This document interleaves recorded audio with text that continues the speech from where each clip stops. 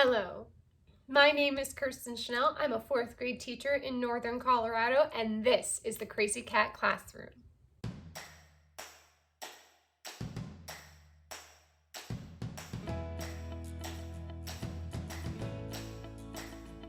Welcome back to my channel. Make sure you hit that subscribe button and ding the notification bell so that you are notified every single time I upload a new video. Today, I am going to talk to you about planners. That's right, teachers and planners go hand in hand, right?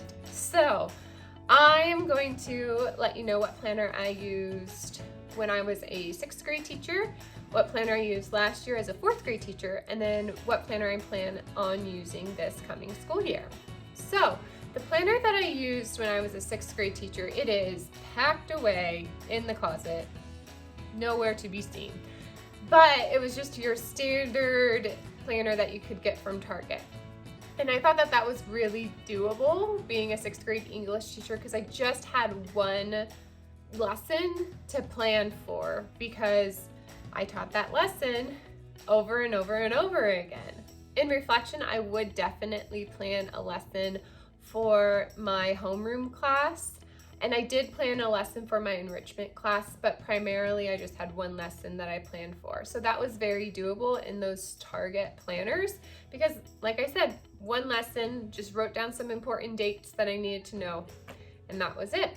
Last year, a dear friend of mine got this Erin Condren planner for me, and it has my name and my school name on it, so I'm purposefully trying to make it so that you don't see it. But I loved this cover.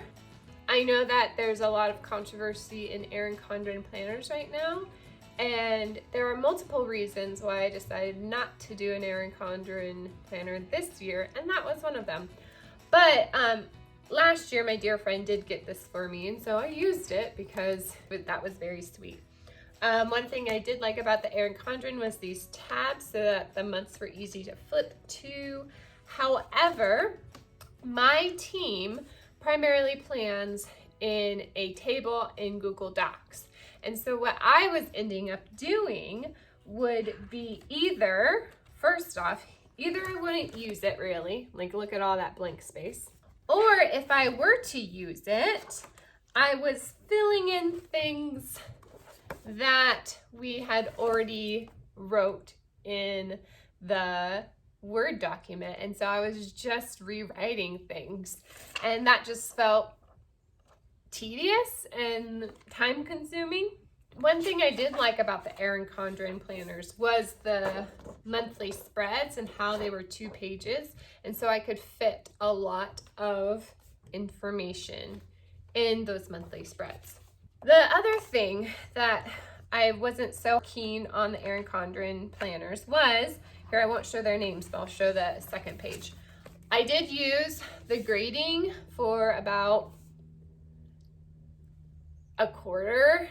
However, it just got really confusing. And I can print off rosters from my school and grade that way, and I think I prefer that because then I would have one for math, one for reading, one for writing, one for social studies, and one for science, so that when I input that into the grade book, I'm not, okay, which is this? Is this a reading or a writing assignment when they're all together like this? And I'm able to track trends better that way.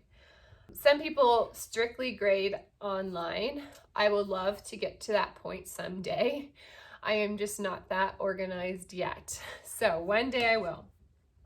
The other thing that I loved / did not like about the Erin Condren was these pockets. I love that they had them because I could put papers in here. However, look at these papers. I probably haven't looked at them since I put them in here. So I guess for me, the biggest reason why other than the controversy, right?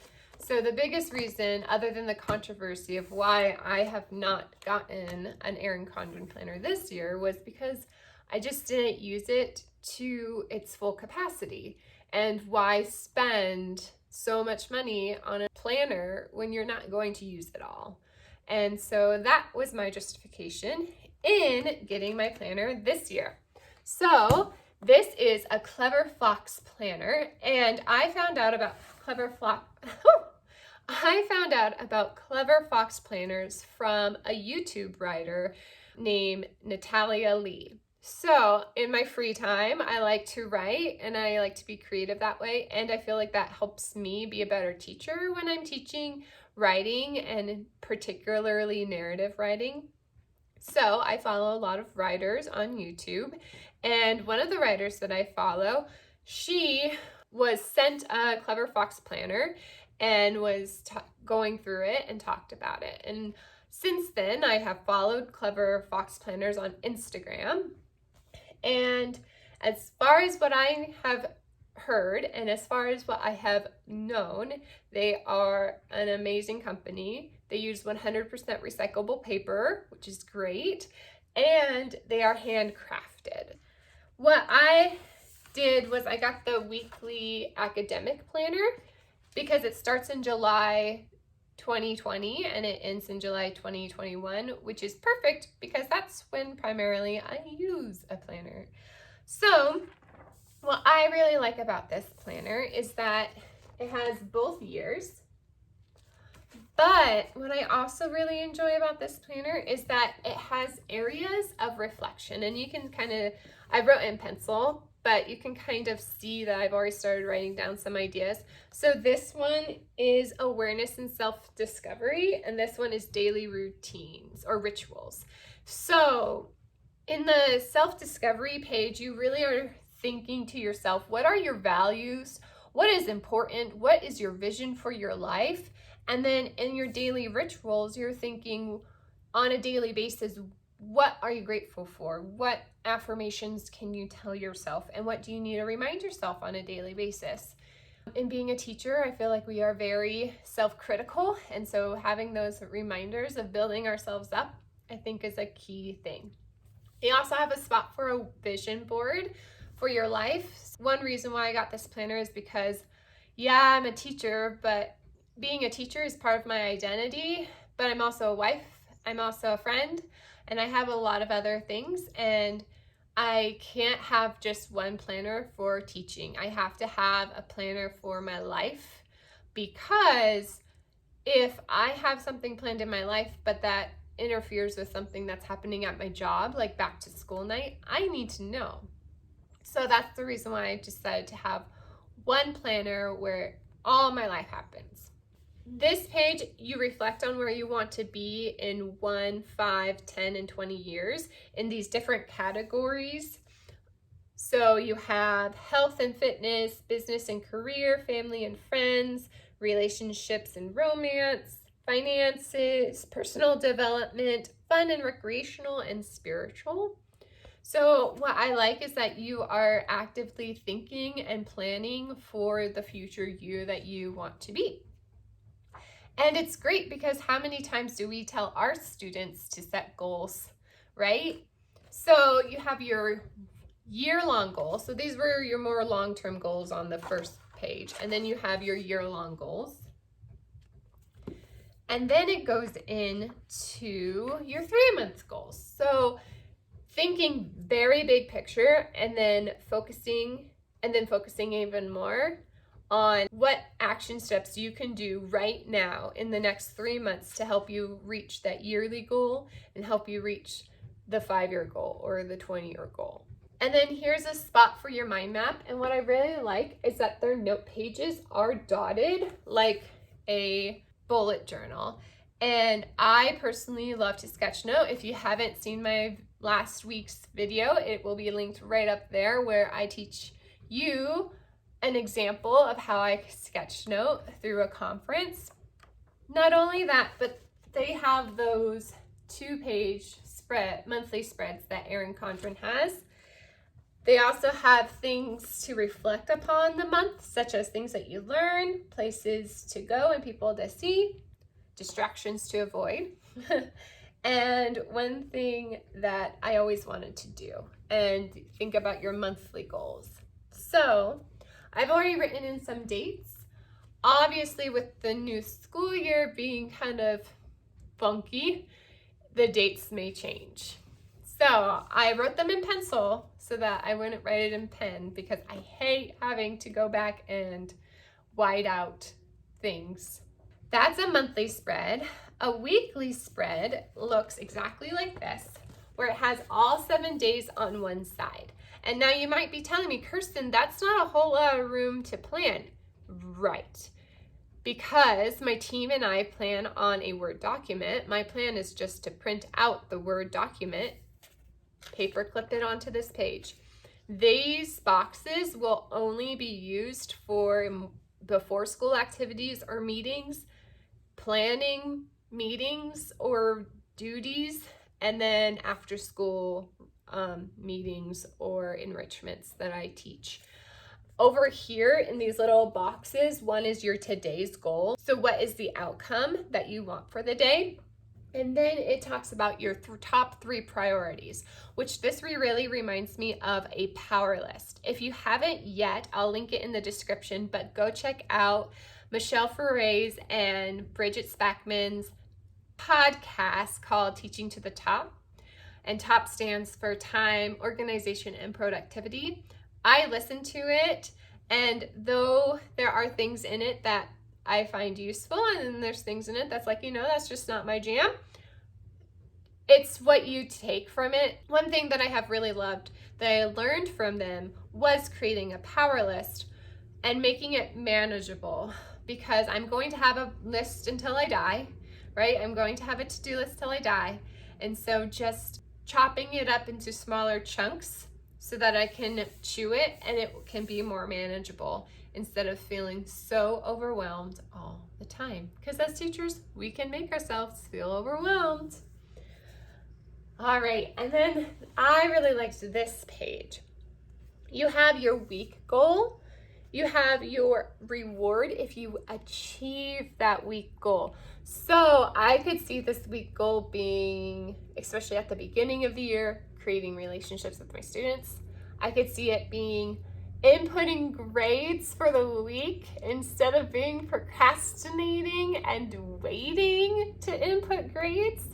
So I can see that being a really useful box. This week's priorities is in this box: your week to-do list, your personal to-do list, and your habits and skills, and then what days of the week you did those habits and skills.